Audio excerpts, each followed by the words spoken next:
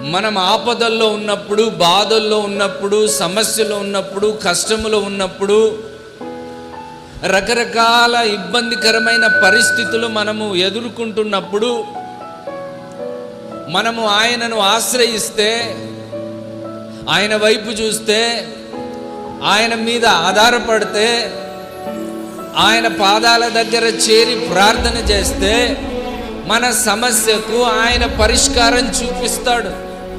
పరిష్కారం చూపించగల శక్తిమంతుడు ఆయన. దేవునికి స్తోత్రం.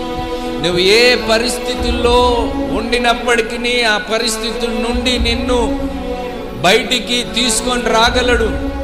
నిన్ను ఆ పరిస్థితి నుండి దాటించగలడు.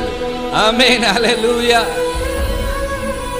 కనుక ఆయన మనకు ఆశ్రయమును, దుర్గమునై ఉన్నాడు. ధైర్యం తెచ్చుకోవాలి. మనం చాలాసార్లు మనం ఎదుట నిలబడి ఉన్నటువంటి సమస్యను చూసి కలత చెందుతాం, అధైర్యపడతాం, బలహీనులమైపోతాం, నిరుత్సాహానికి గురి అవుతాం. నిరుత్సాహపడనక్కరా లేదు. దేవునికి స్తోత్రం. బలహీన పడనక్కరా లేదు. భయపడనక్కరా లేదు.